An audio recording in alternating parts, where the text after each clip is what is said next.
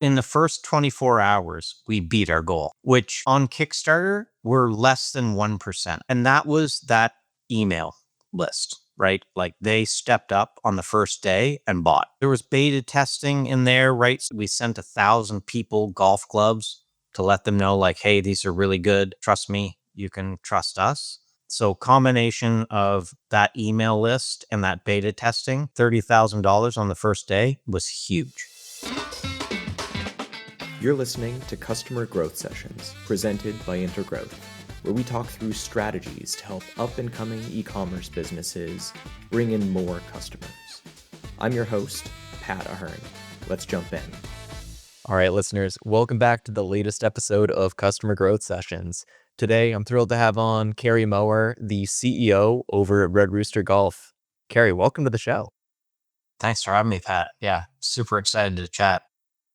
I've been so excited for this one. Today, we're going to do a deep dive into Kickstarter because you guys really launched the business off of your successful Kickstarter campaign from day one. And in my experience, a lot of founders, I would say, don't have a whole lot of context into how to launch a Kickstarter campaign successfully. I think there's a lot of misconceptions about Kickstarter.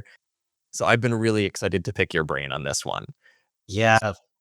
I mean, put us in that bucket. I mean, we went through it, but we learned a lot. Absolutely. Can we start out talking about the big misconception? I'll hear a lot of founders that might say, yeah, our launch strategy is we're going to go on Kickstarter and we're just going to hope that we go viral on the platform. What's your take on that?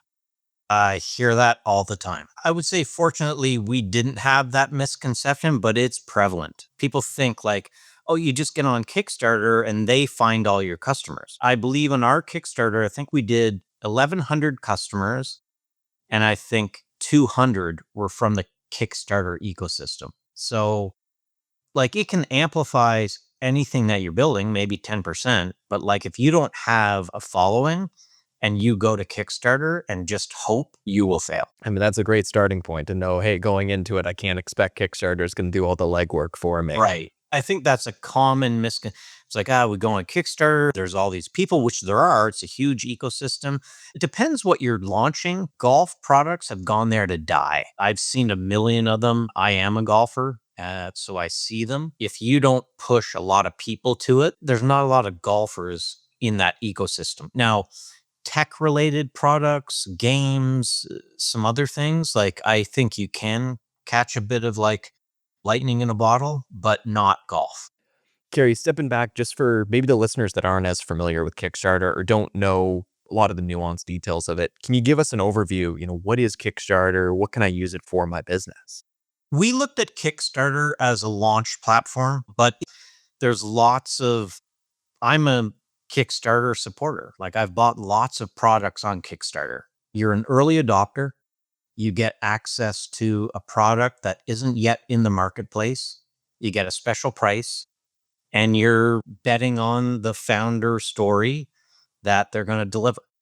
That's really Kickstarter, and depends on the product, right? It can be all over the map. When it comes to golf, it's very specific, but Kickstarter tends to be very like tech or product focused. The more you can show, the better. Absolutely. And then obviously as a business, you get this opportunity to generate, maybe it's your first 100, first 1,000 sales, in some ways attract almost what could be perceived as like an angel investment round, a seed. Yeah. Probably not quite seed at that stage, but either way, call it 30 to 60 days, I think 30 is like the default norm that they have on Kickstarter. But you can do shorter, you can do a bit longer, but you get this time period where you can feature your product. You have this platform to sell on. And as you said, there's a small likelihood that you could go viral, but really it's this like central place that people can go to explore new products and you can funnel your customers there. Yeah. Agreed. I mean, we looked at it like, well, we could either launch a Shopify store that did the same thing, or we could launch on Kickstarter and see what happened in that ecosystem. So it was a bit of an experiment.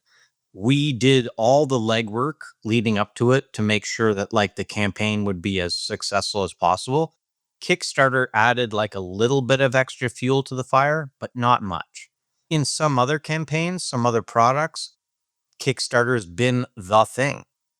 But golf related, I'd seen enough failures to know that like you don't go there to like succeed. You have to do a lot of legwork leading up to it to make that campaign successful. Kickstarter can help with that, which it did in some ways, but we learned a lot from that. There's a lot of things we do differently, but we followed a lot of the rules going in. So we weren't that naive. And I'm so excited to pick your brain on all those things that you just talked about. Let's start out with the legwork, because when we were talking before the show, you'd mentioned that a lot of work went into prepping for the launch to actually happen. Can you talk to us about what were some of those key steps that you guys took to actually get the business ready to go on Kickstarter? So we did two things that were pretty key. One, we did beta testing. So we did a round of 1,000 gloves, a pre-production sample, built the glove that we wanted to build, and we sent it out to as many people who would take it free. So that was to like build some awareness. And then we did a lot of Facebook ads that gathered emails. By the time we launched the Kickstarter campaign, we had 8,000 emails. And of the supporters, we had 1,100. I think 90% came from that email list. So that was key. If you don't have an email list and you launch on Kickstarter, you're dead. We would have had 100 supporters. So I think that's pretty key. You got it. And that took us 3 months to build that list. Cost us, a couple $1,000s, but it was well worth it. We raised $75,000 in our campaign. It's one of the most successful Kickstarter campaigns for golf, and specifically for gloves. We were like a 5 to 7 times anyone else has done. Amazing. And I'm curious with that email list. So 8,000 subscribers, it sounds like the lion's share of them came from Meta ads. Did you find that you needed to do much on, call it like the email nurturing side of things? Or was it as straightforward as, hey, we're going to collect this massive list of subscribers over a couple of months, and then we're just going to start emailing them a bunch once we actually launch the campaign? We had a long nurture campaign. I think it was 7 or 8 emails. Okay. We just told the whole story. We have a story. Not a lot of brands have a story. You might have a great product, and if you do, there's probably a story behind it. I'm a collegiate golfer. My business partner is a PGA pro. We tried to make a glove that was as good or better than anything in the marketplace. We're giving back to youth golf. Like, we had a lot to share and talk about. We were doing a subscription, which had never been done. We told that story in those 7 or 8 emails. So by the time the Kickstarter kicked off, they were like, well, we like these guys or we don't, right? And, a bunch of them supported us, which we're thankful for. A lot more of them have come back and become customers in the end anyway. But yeah, if you have a story, a good, authentic story, you have to tell it. And I see so many brands overlooking that, the power that you can have with storytelling. It's as you said, every brand does have a story. It's just a question of, do you choose to showcase that story, especially in the early stages when, if you're willing to be transparent, if you're willing to be really candid about the stage of the business, why you're starting these things, how young and scrappy you are, people eat that stuff up. It's and a lot of people like to hide it away. I think the more honest you are, the more people appreciate it. Amazon is the ultimate double-edged sword when it comes to generating sales. It's an incredible source of revenue for e-com brands, but become too successful and you risk Amazon creating the Amazon Basics version of your product and taking away all your sales. We see it happen all the time, and that's why we help businesses to build a second customer acquisition machine before they lose their Amazon sales. Interested in hearing more? Reach out to us at intergrowth.com/CGS to book a complimentary strategy session with our team. Once again, that's intergrowth.com/CGS. All right, back to the show. Let's fast forward a little bit. But so to recap, so Meta ads, gets the lion's share of about 8,000 subscribers. Email nurturing, if I heard correctly, it sounded like 7 to 8 email workflows that you sent out to all those subscribers. So campaign goes live. Day one. What did you guys do from that stage? Let's say 30K. Okay. 30K on day one. Like, our goal was 25K. So in the first 24 hours, we beat our goal, which on Kickstarter, we're less than 1%. That's amazing. And that was that email list, right? Like, they stepped up on the first day and bought. There was beta testing in there, right? So we sent 1,000 people golf clubs to let them know, like, hey, these are really good. Trust me, you can trust us. So combination of that email list and that beta testing, $30,000 on the first day was huge. What was the behind the scenes marketing for that day one or going into that day one? We had a lot of PR. I would say after the first day. After the first day went that well, we were on Forbes, we were on TSN, we were on a bunch of places where they just saw like, oh, this Kickstarter is on fire. So that helps too, right? When we did a 30-day, and the way I break down the 30 days is your first week is pretty crazy. Your next 2 weeks, you're like trying to keep it alive. And then like the last week, you're closing. If I had to do it over, I'd cut out a week. We didn't need 30 days. We needed probably 21. First week's crazy. Second week is not. Get through that. Last week is you're about to miss it because we had special deals. I mean, like the Kickstarter is like you're investing in us, you're trying a product that's never been tried, and you get a special price for this.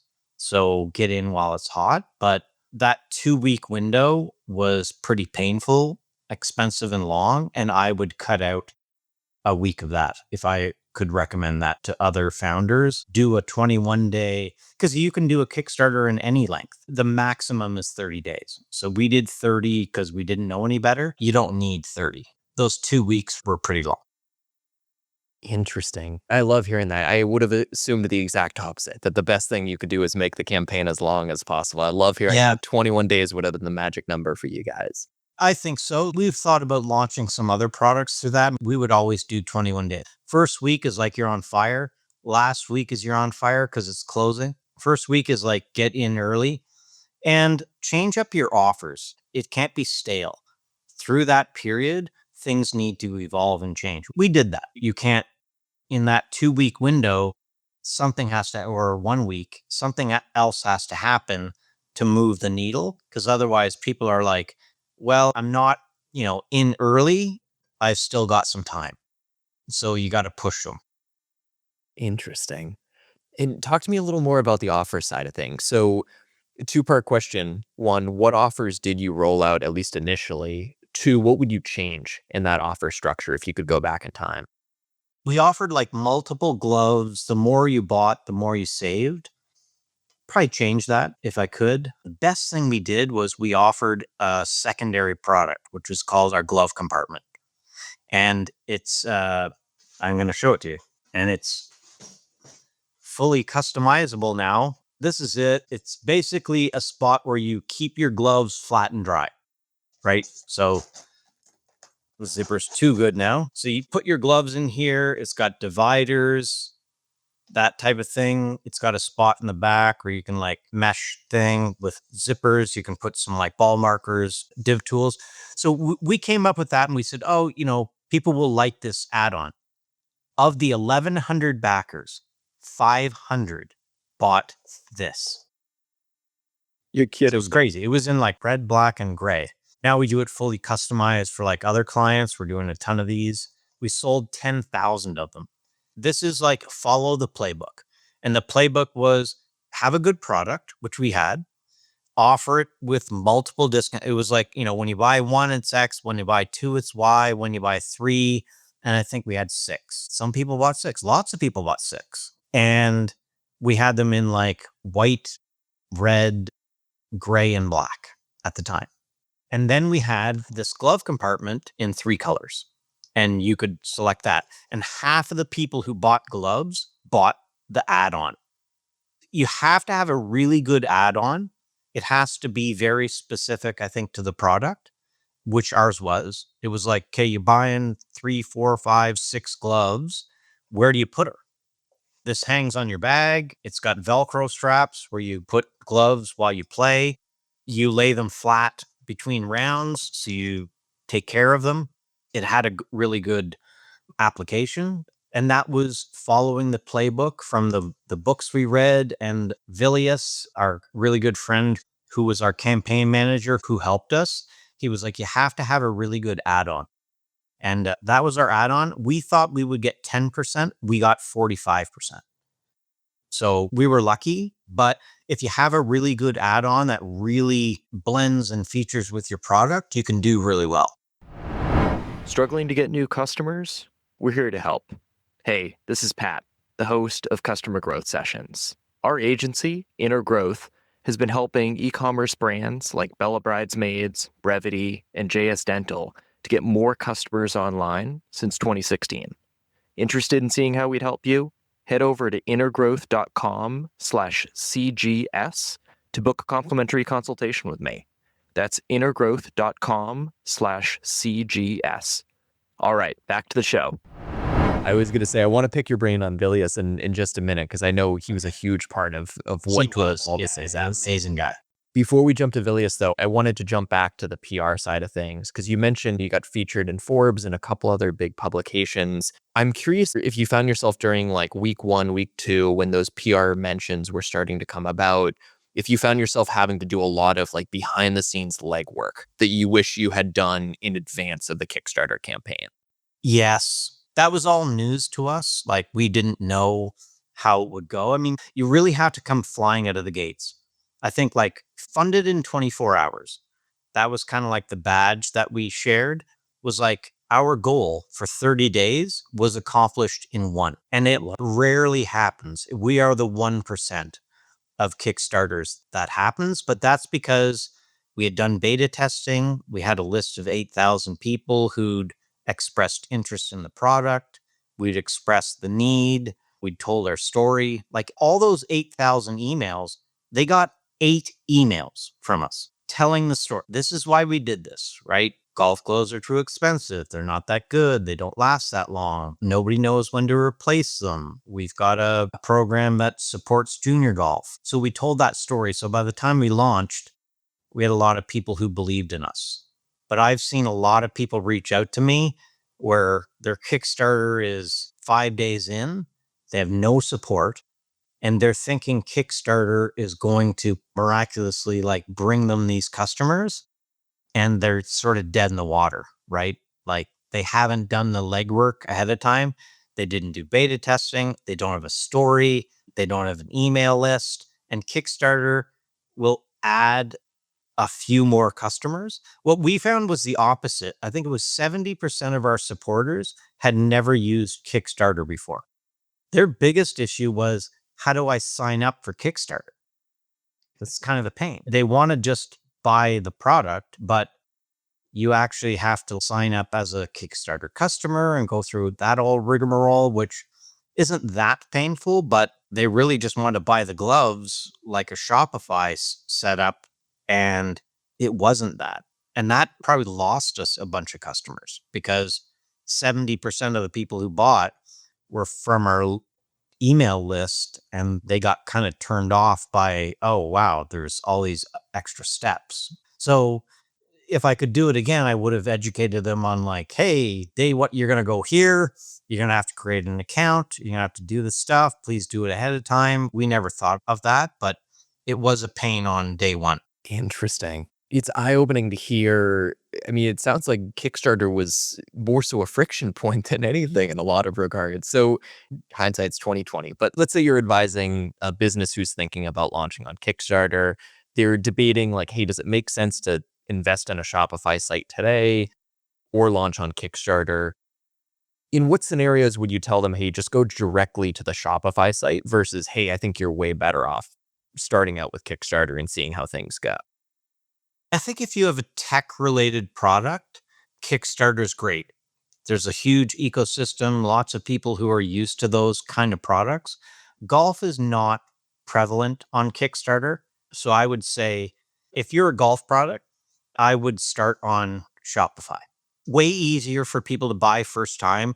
If we'd built that list, and we drove most of the customers who ended up supporting us, ecosystem was fine. We tapped into a couple of other companies that had like launched Kickstarter products that had like big lists, but they weren't golfers. They're like, Kickstarter in general is very like either product or tech focused. So if you're in that realm, Kickstarter could add some fuel on the fire. I'd say if you're golf related, if I had to do it again, I'd have just done Shopify because you can basically replicate the same thing on a Shopify platform. It's a pre-purchase, pre-sale, extreme value, add-ons, all that stuff. You can do it all on Kickstarter. It's just that we thought and hoped there'd be this big push within sort of Kickstarter, and we didn't get it.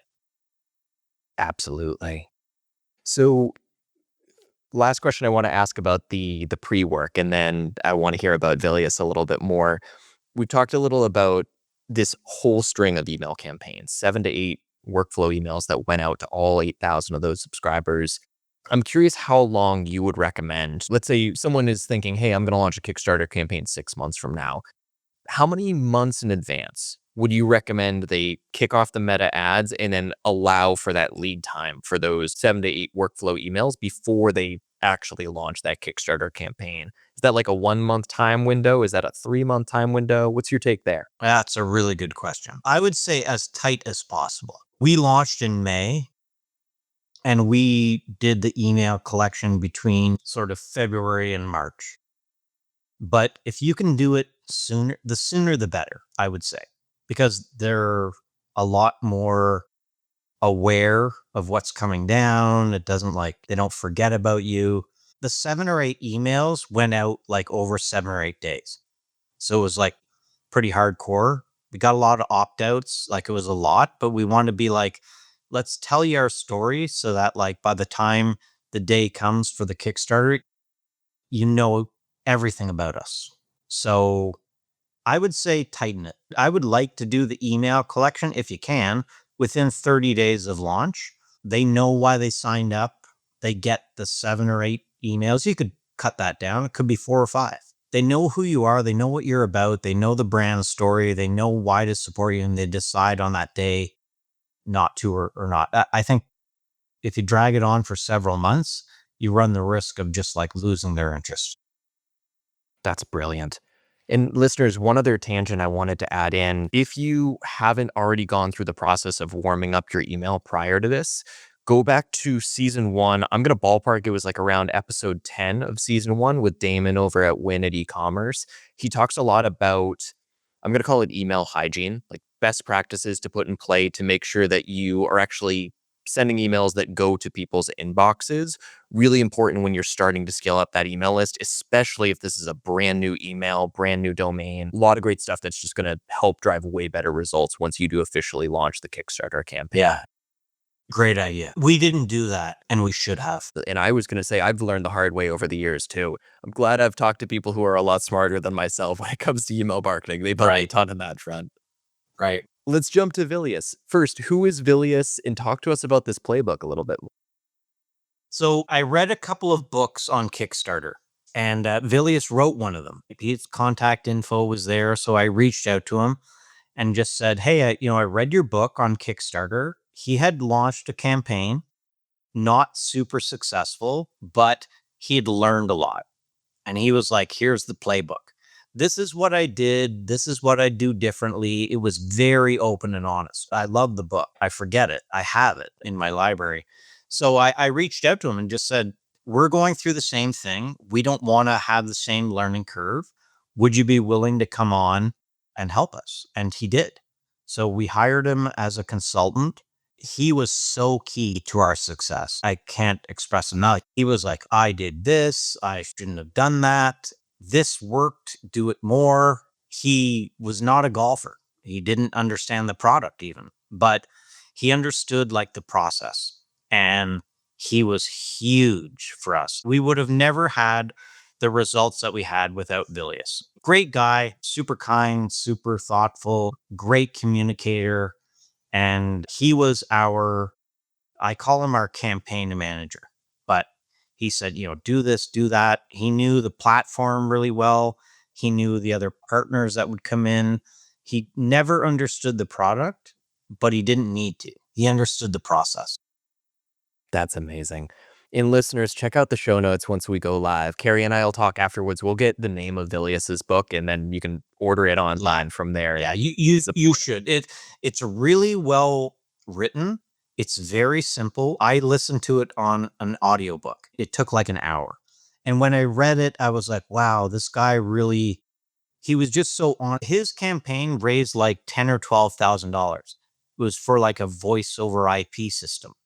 But he more lamented like, oh, I wish I did this. I wish I did that. And when I read it, I was like, oh, like apply that to us. And his communication was, I remember when I reached out to him by email, he responded right away.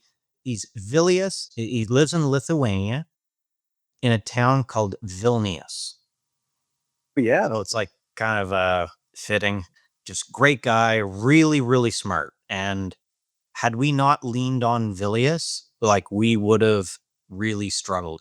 Like a lot of people, you know, if this is your first Kickstarter, you need to have someone in your camp who's done it before. Absolutely. Even if they failed, because they'll know so much that will help you. And Vilius, he didn't fail, but it wasn't like a huge success, but his help with us was enormous. Amazing. Kerry, this has been brilliant. I want to just ask you the final broad question before we close of parting thoughts, final recommendations that we haven't dove into yet. Let's say I'm 6 months away from launching my first Kickstarter campaign. Any closing thoughts you'd offer with me? Do beta testing if you can. You're going to get some early adopters. You're going to get some people who really like believe in your product. I think that was huge for us. And grow your list. Those are the two keys. Like you have to have a list to bring to the table. If we didn't have a list and we launched on Kickstarter, we would have failed. Our $25,000 goal, we would have never reached it had we not brought our own list to the table. So build that list, whether that's interest, whether that's beta testers, spend some time doing that. If you can then launch on Kickstarter and get some of that Kickstarter juice, then all the better. I think Kickstarter really helped us with PR. All the PR, like when we funded our goal of 30 days within 24 hours, that's when all the PR happened. It was like, whoa, these guys met their goal inside 24 hours. That hardly ever happens on Kickstarter. This must be something great.